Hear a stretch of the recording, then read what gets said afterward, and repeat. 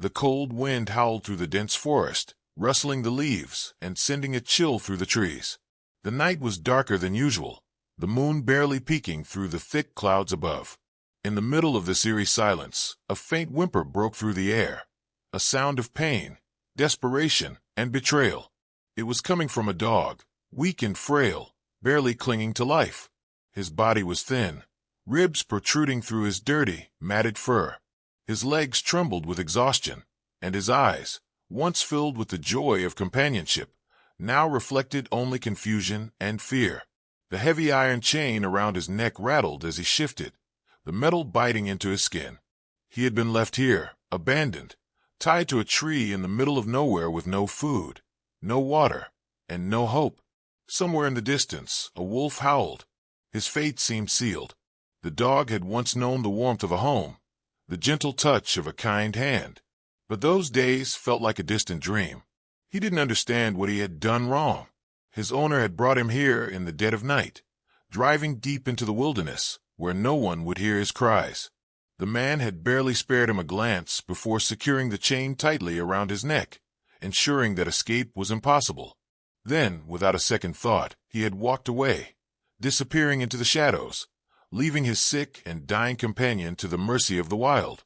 The dog had barked, whimpered, pleaded, but there was no answer. He was alone. The fear set in quickly. Every rustling leaf, every snapping twig, sent a shiver down his spine. He tried to move, but the chain was short. He could barely take a few steps before it yanked him back, choking him slightly. His stomach twisted with hunger, but there was nothing around him except the damp, cold ground. His throat was dry, his body weak. He was already sick when his owner had abandoned him, and now, without food or care, his condition was worsening. His breathing was labored, and his vision was beginning to blur. And then, the worst sound of all came, the low, guttural growl of something lurking in the darkness. His ears perked up, his body tensing despite his weakness. He could smell them before he could see them. Wolves. Their musky scent filled the air, a mix of earth and blood. They had caught his scent, and now they were watching. His heart pounded in his chest, his breathing shallow. He was defenseless, unable to run, unable to fight.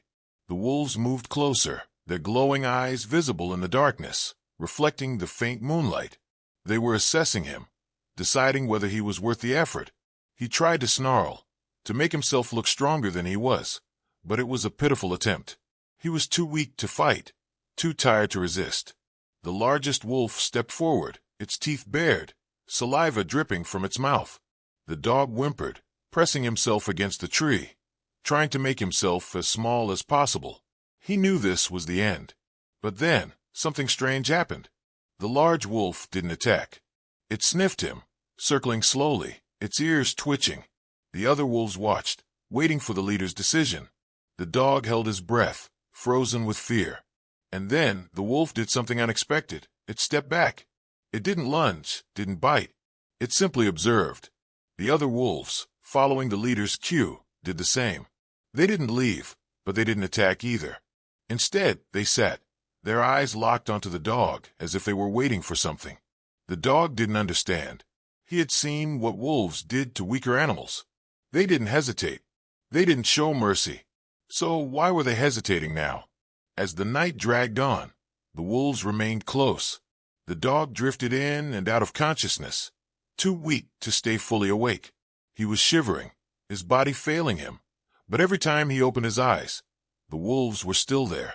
And then, in the earliest hours of the morning, the leader of the pack made its move.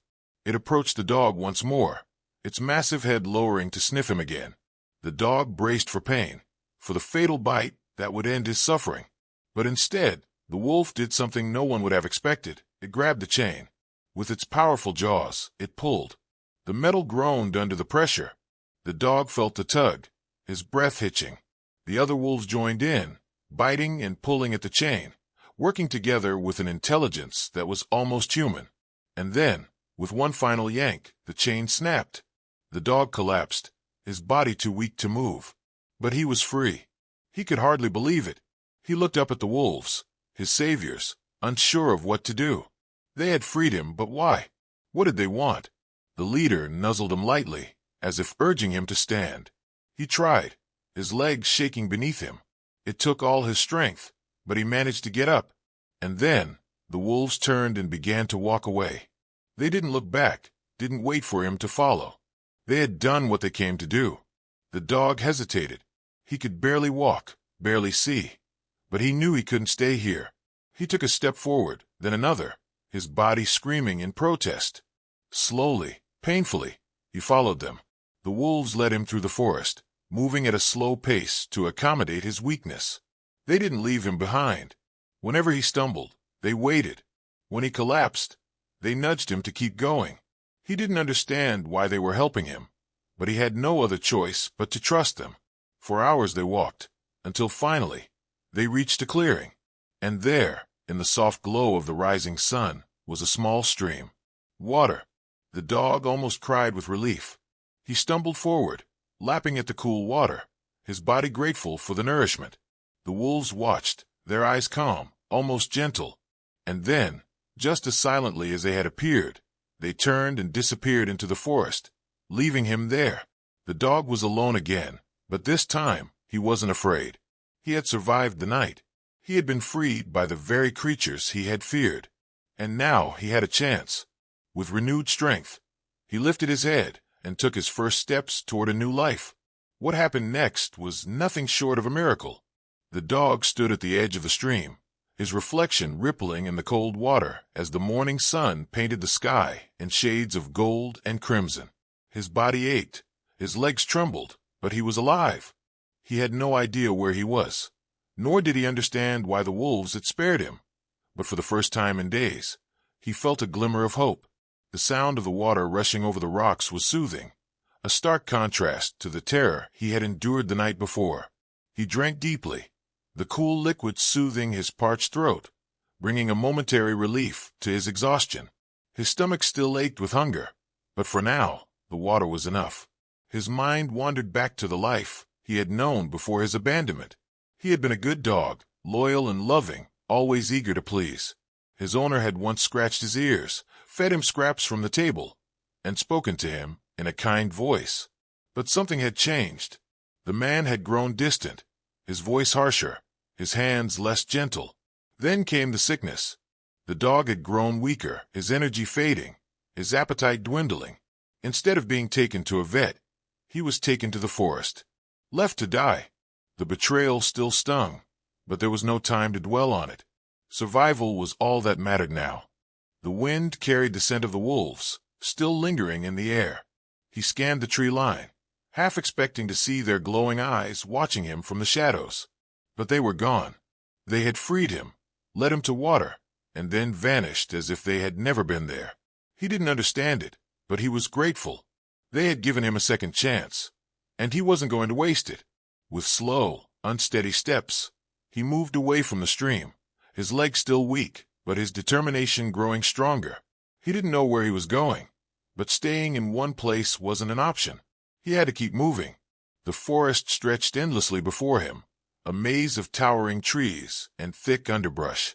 He navigated carefully, his senses on high alert for any sign of danger.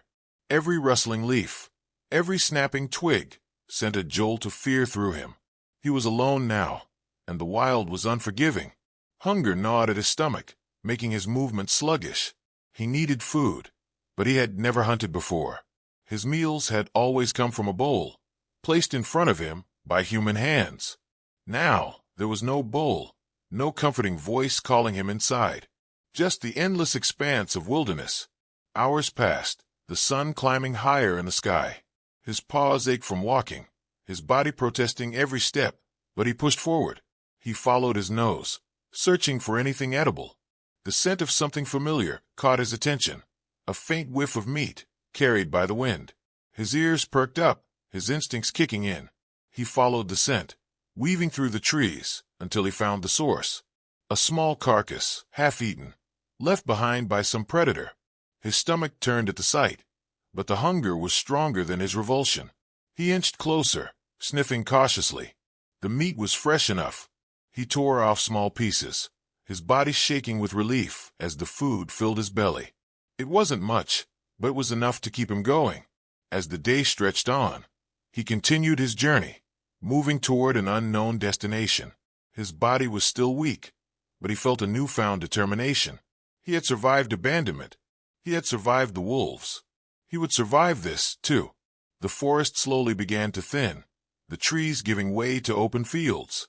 The scent of humans drifted into the air, faint but unmistakable. His heart pounded in his chest. Did he dare approach? His last encounter with a human had nearly cost him his life. But not all humans were cruel. He had to believe that. He had no choice. As the sun began to set, casting long shadows across the land, he caught sight of something in the distance. A farmhouse, nestled among the rolling hills. Smoke curled from the chimney, the soft glow of lanterns visible through the windows. The scent of livestock filled the air, mixed with the comforting aroma of cooked food. His body ached with exhaustion, his limbs barely able to carry him forward, but he forced himself to move. If he could just make it to the house, maybe, just maybe, he would find kindness once more. But before he could take another step, a voice rang through the air. Sharp, commanding, a man's voice. He froze, his body tense with fear. A figure emerged from the house, silhouetted against the fading light. The man was holding something, rifle. The dog's heart raced. He had come too close. He was an intruder. He had made a mistake. The man raised the gun, taking slow, deliberate steps forward. The dog wanted to run, but his legs wouldn't move. He was too tired, too weak. He could only watch, helpless, as the man approached. But then, something unexpected happened. The man lowered the rifle. His expression softened as he got closer, taking in the sight before him. A dog, thin and ragged, barely clinging to life. The man knelt down, his voice gentle now, cautious but not unkind. The dog didn't move. He had been betrayed once before. Could he trust again? The man reached out slowly, offering his hand. The dog hesitated, his instinct screaming at him to run. But something in the man's eyes told him this time was different. This time he was safe. With a trembling body, the dog took a step forward, then another, until finally, he placed his head in the man's outstretched hand. The warmth of human touch, something he had feared he would never feel again, washed over him.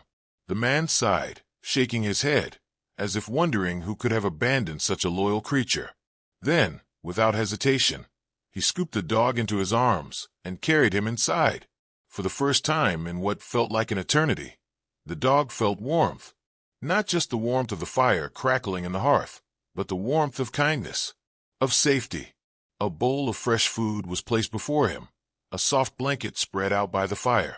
The dog ate slowly, savoring every bite, then curled up on the blanket, his body finally able to relax. He was home. Days turned into weeks, and his strength slowly returned.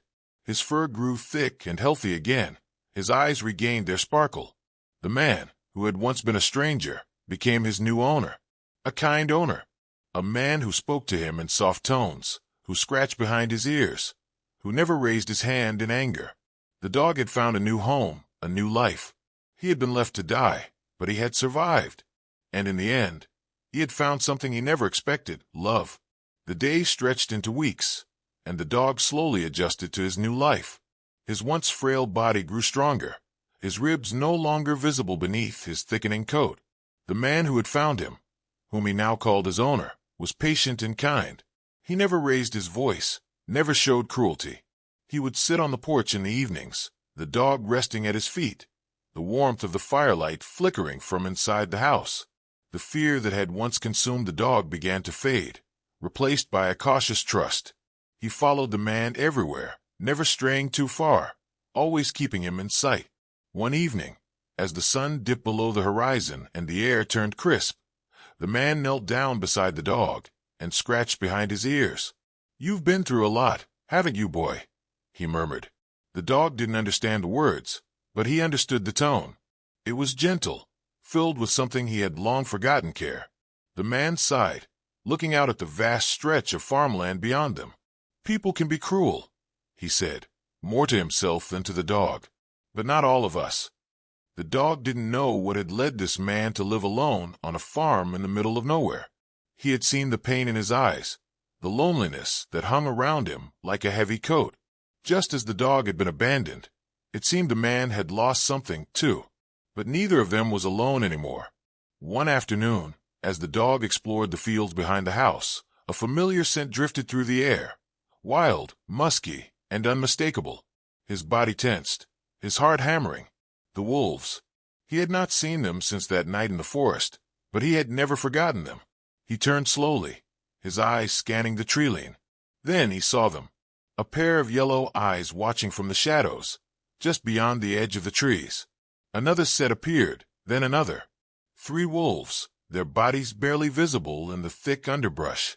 They were not approaching, nor were they running away. They were waiting. The dog took a cautious step forward, his instincts warring with his newfound loyalty to his human. These creatures had saved him once, had given him a chance to live. But what did they want now? His body was no longer weak, his spirit no longer broken. He was no longer the helpless, abandoned dog chained to a tree.